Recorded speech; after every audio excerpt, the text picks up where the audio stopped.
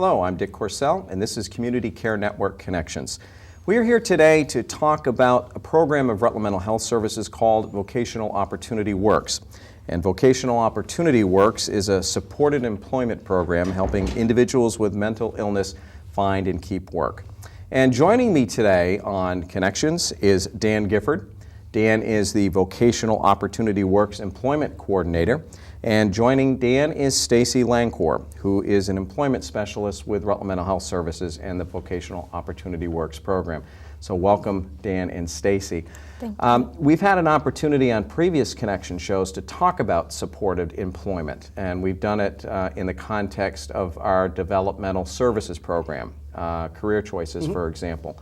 And our audience got a chance to learn more about what supported employment was. But I'm going to ask and start out by Dan, you explaining a little bit about the CRT program.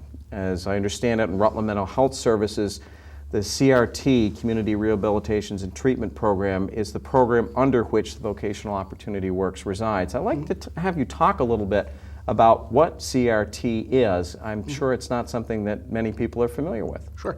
CRT, as you said, stands for Community Rehabilitation and Treatment. It's part of the overall adult services division of Rutland Mental Health. And we provide services to approximately 270 individuals with mental illness. The services range from everything from case management to therapy to medication management.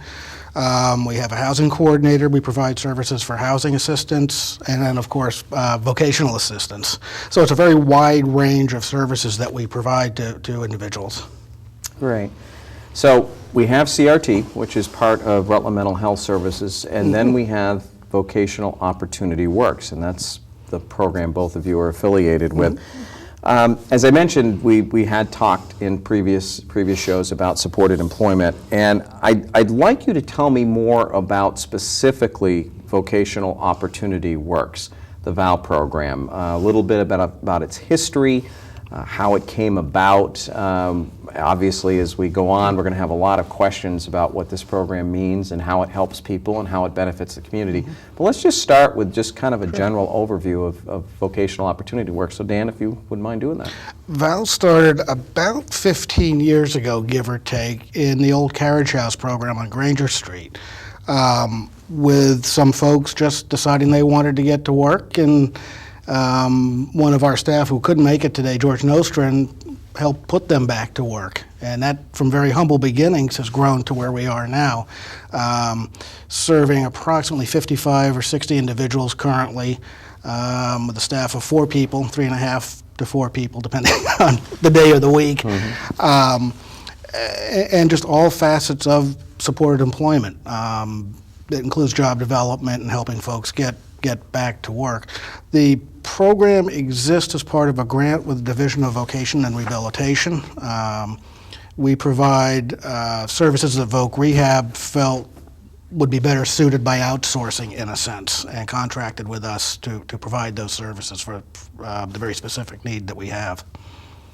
Okay.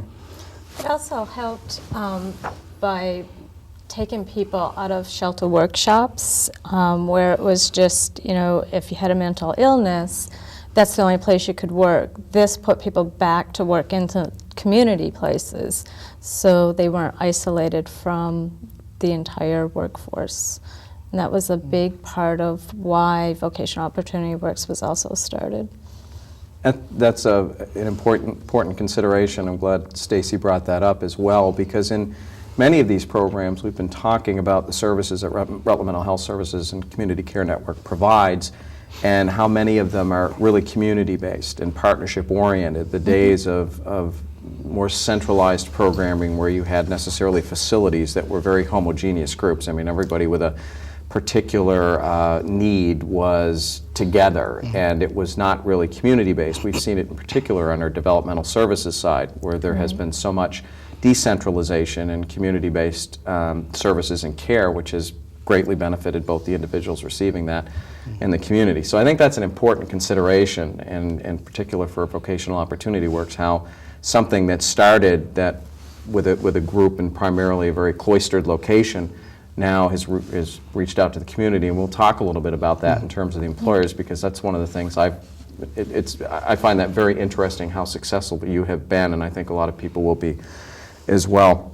Dan, the concept of supported employment, I'd like you to tell our viewers what supported employment is. And you when we talked beforehand, you said it was based on certain principles that are sort of the foundation for supported employment and the reason it exists. If you talk a little bit so our viewers can know a little bit more about what it is and then why it exists and what are the principles behind it.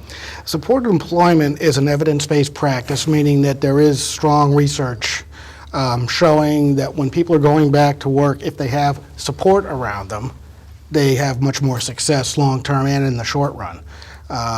We function under a group of principles, guidelines, if you will, that we like to follow that include things like zero exclusion. Any client who is in our CRT program is welcome to come in and ask us to help them get back to work, regardless of symptomology, substance abuse issues, whatever it may be. It's just zero exclusion. We believe in the client preferences. Certainly we would want them to go back to work in a job they would want to go back into versus one we think they would want to go back into. So it's client driven in that case. One of the main principles is competitive jobs. We want our folks working in competitive minimum wage or better jobs with the same opportunities that a non-disabled population would have. And that, in my mind anyway, is one of the more important of these principles.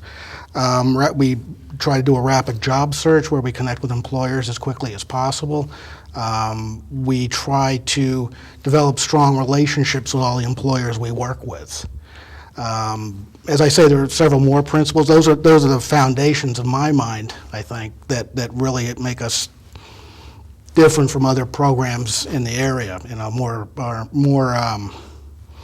straight up job search services.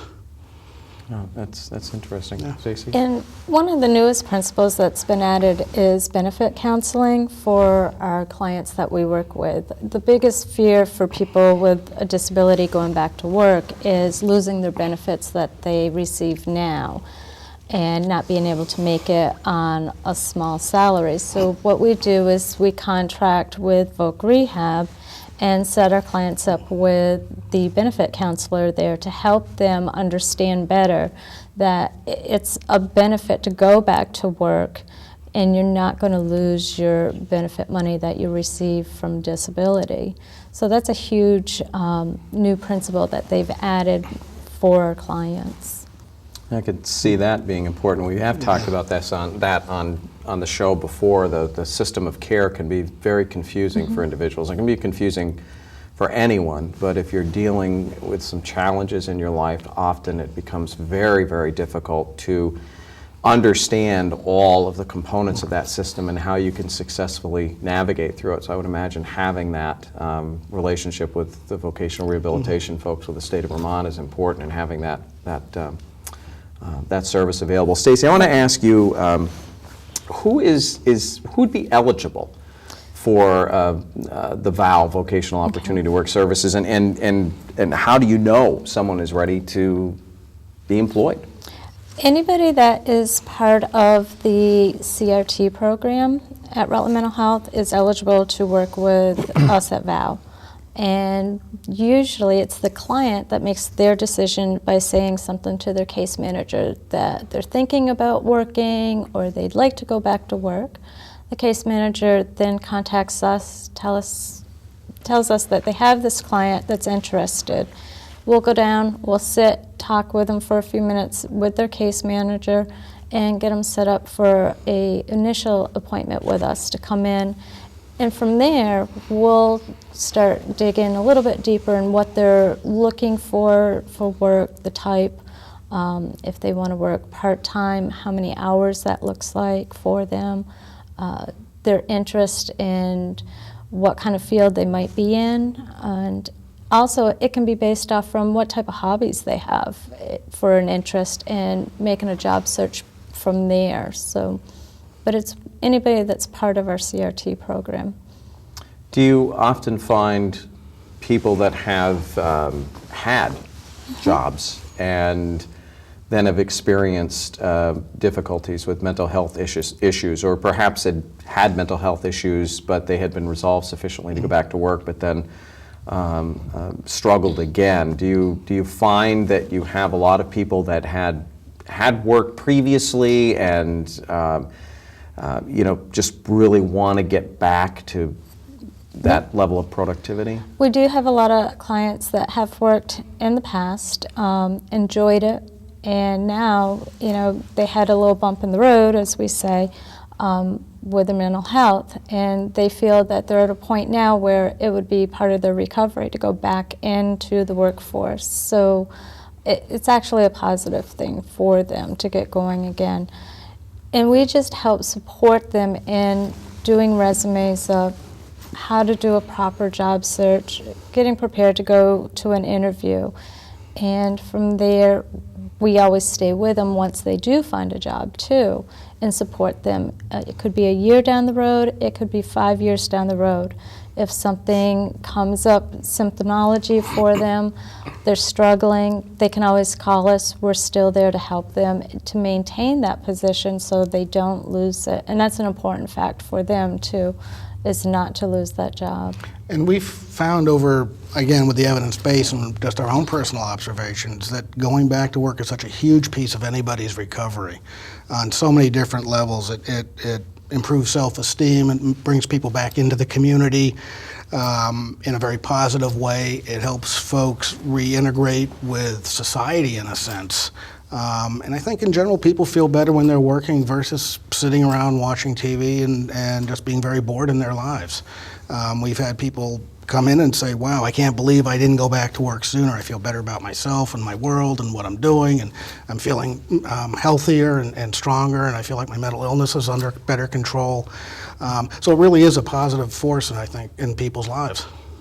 That's a very important consideration, that the value of work. And we heard it when we had our guests from our CAP program, the Community Access Program with Developmental Services, the importance of people feeling like they're making a contribution to their community and their own well-being. So, Stacey, if you just want to walk me through, I know you talked a little bit about some of the things that you do at VOW, but could you just kind of walk us through what the steps would look like when you have an individual that is currently a CRT client or becoming a CRT client who really is interested in engaging in the workforce? Okay.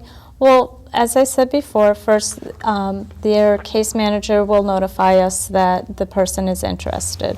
We will set up an initial appointment to come in and meet with us. We have our own small intake packet, we call it, to gather information about the person, what they like, if they've worked in the past, what they feel their strengths and weaknesses are. And we look at that with the person to see what kind of area they want to go into for work.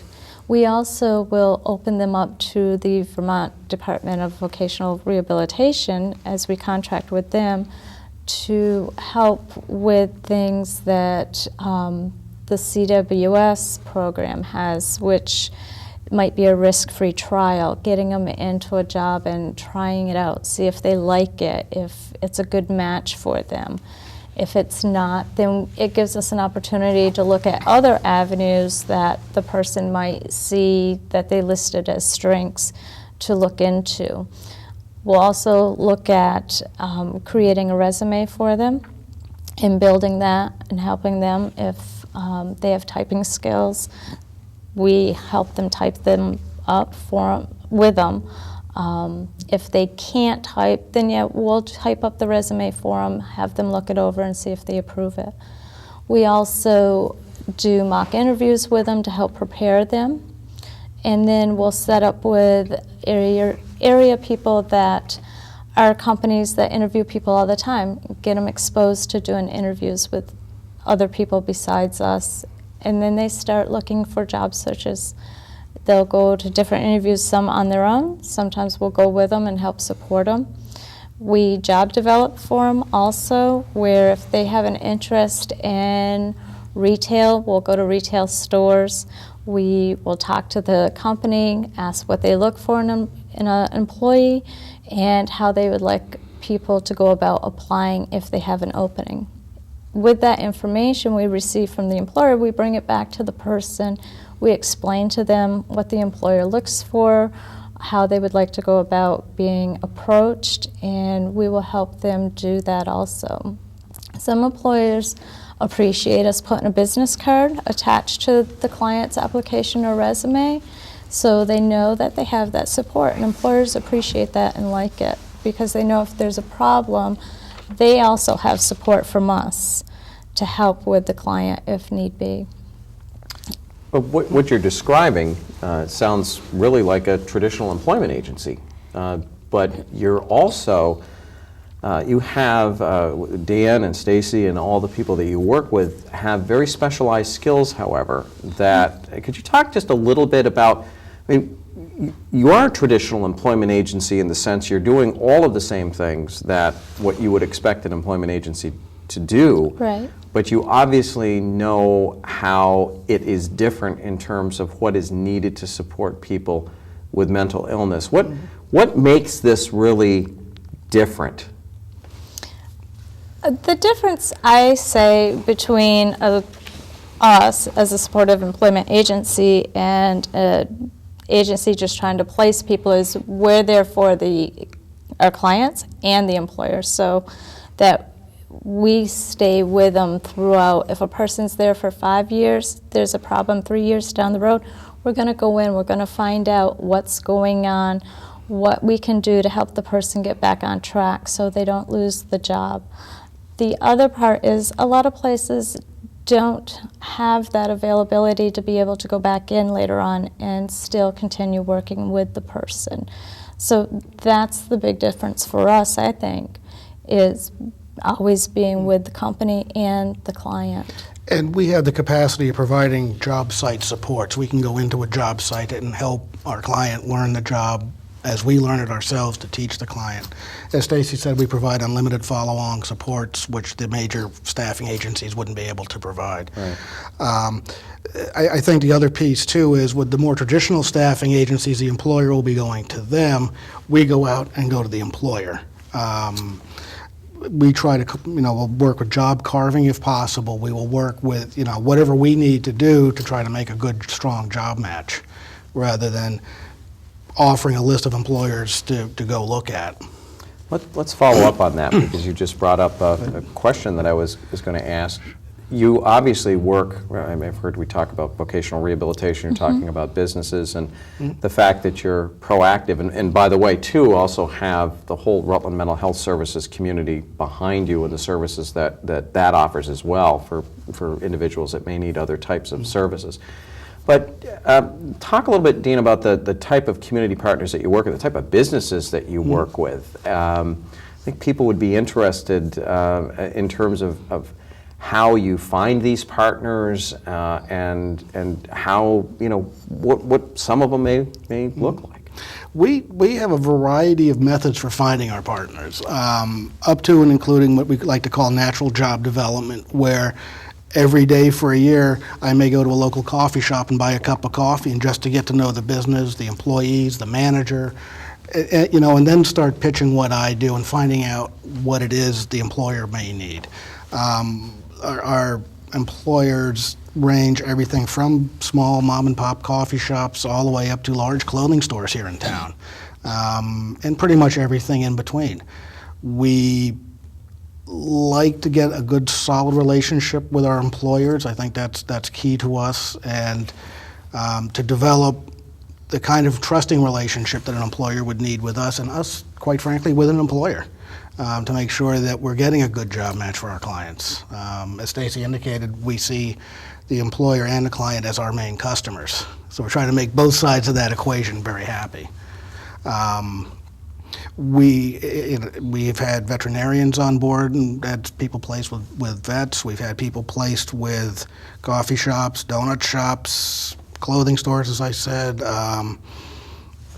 Pretty much every facet of life somebody has been working at some point.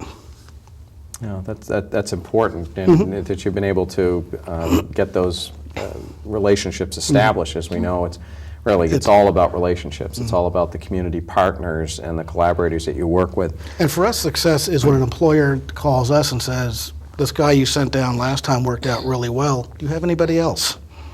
And that's music to our collective ears. That's what we love to hear when that works. Yes, and of course we heard that at the annual meeting for Rutland Mental Health Services back in November with a community partner that is in the retail business, and that individual said that very thing, that the relationship between Vocational Opportunity Works and her business was very strong. She very much trusted the work that was being done, and of course she felt, and her company felt, a personal pride in being able to make these opportunities work, but also they were great employees. So that's an important consideration, to know that you're placing people in businesses that are a good fit, and that there is a level beyond which companies can trust that. I want to talk, Stacey, a little bit. There must be challenges here. Obviously, when you're working in a field where in the mental illness, there must be challenges with placing people in employment positions, and just in general. And of course, the economy has made it difficult for everybody to keep jobs and find them. Talk a little bit about that in terms of some of the challenges that you do encounter, both from the individual standpoint, but also from the employer standpoint. Yeah. I would say from the client standpoint, it would be they want to go back to work, but at times they're not always ready to go back to work. And even though we try to do rapid job placements, sometimes they need a little help with social skills, skills just being comfortable and less fearful of going into a workplace again. So we do help support them in that and get them prepared. Another one has been the economy for everybody across the board, whether they have a disability or not. I think one thing that keeps coming up in some meetings that we have with collaborative partners is the stigma behind the disabilities. And people sometimes fear that a person with a mental illness is going to harm other people, or they're going to be out sick a lot, and that really is, it's fiction. They're no more dangerous than anybody else, and they actually have less sick days than a person that goes into work just like they do. So a lot of it's getting corporations and people to understand that they're still people, they just have a disability, and they want to work. That's been probably the biggest challenge that I've seen since I've been with VOW, and 4 years.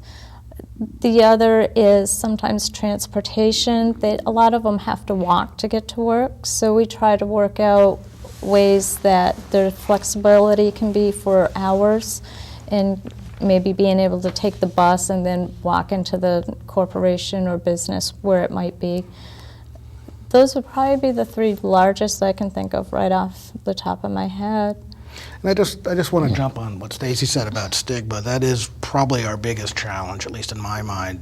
All too often, our view of people with mental illness is what we see on television, either on the evening news or on TV shows like Criminal Minds, for example, where it's a very negative view of people who do have mental illness, and that couldn't be farther from the truth. So working with employers to help them understand, and part of our job as employer education, helping them understand that no, it's not like what you're going to see on TV. It's vastly different. We are bringing you an individual who may have some challenges in life, but this is somebody who wants to work very much, and that's what you should be focusing on.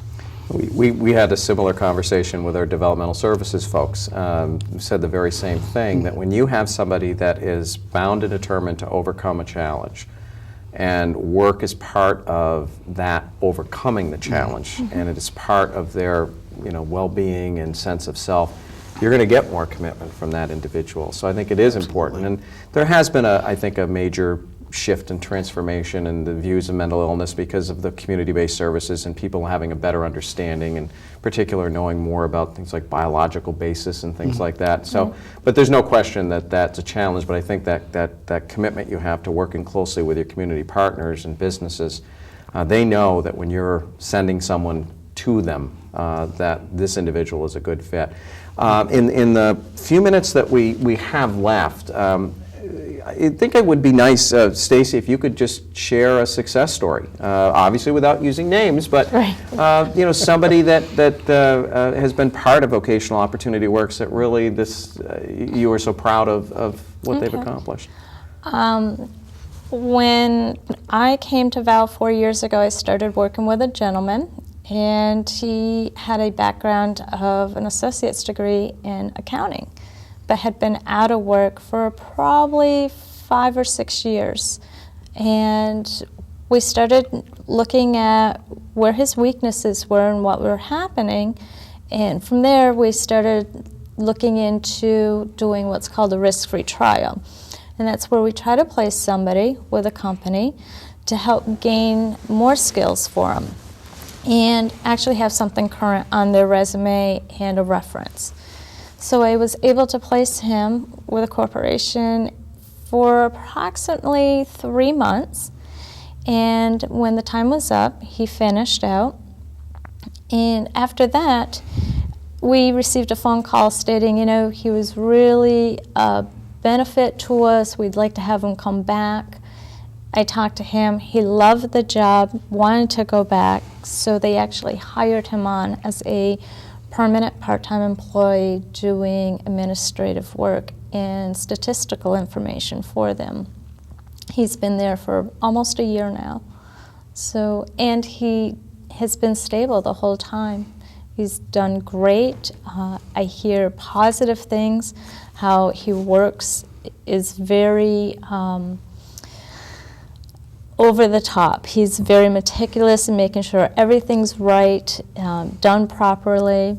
So it was really nice to hear that somebody gave him a chance after being out of work for so long, just by starting out with a risk-free trial, seeing what he was capable of doing and realizing what a benefit he was to that company. Yeah, that's such an important consideration. I mean, here you have somebody that was placed and that trial ended, Right. and here you have the employer saying, we really want to keep this person on. So I think for employers that may be watching, to have an understanding of the level of involvement that you have in that placement and how carefully that is done, because obviously when you have success stories, it's because you nailed it. Mm-hmm. You did it right. You matched somebody's needs, what their skills were, mm-hmm. with what the needs of the organization, or the company in this case, yep. was, but also understanding what support this individual may need. But this person sounds like they're now flying on their own and doing really well. Dan, for employers that may be watching in the Rutland region, how best to get in touch with Vocational Opportunity Works? Because someone may be out there saying, you know what, I really wished I had somebody this dedicated for my workforce. How can they get in touch with you? There used to be an old ad on TV. The tagline was, pick up the phone, give us a call. And that's all you really need to do. You can call the Rutland Mental Health Main Agency switchboard at 775-2381, and they'll get you to us. And yes, please call. I'd love to talk to you. And of course, the website at rmhsccn.org is also another way that people can get in touch with you. Mm-hmm. But I think it's been really good to hear more about the supported employment. We heard it on our developmental services side, but hearing it on the mental health side and how this really transforms lives. And how it is community-based, that the old days necessarily of having these centers where, everybody that had a particular issue was put to work, and now we're looking really at the efficiencies, the economies of scale that come with placing people in their communities, because that is where they're most valued, that's where their work is most valued, and how the community really benefits. So I think it's been great to talk about this, and I really appreciate you guys coming on and talking about this particular program. Well, thanks for having us. Dan Gifford, absolutely. Dan Gifford and Stacey Lancour from the Rutland Mental Health Services, Vocational Opportunity Works, thank you so much. And I'm sure we'll see some of you from the CRT program later and talk a little bit more about the good work that's done there. Hope so. So I am Dick Corsell, and you have been watching Community Care Network Connections.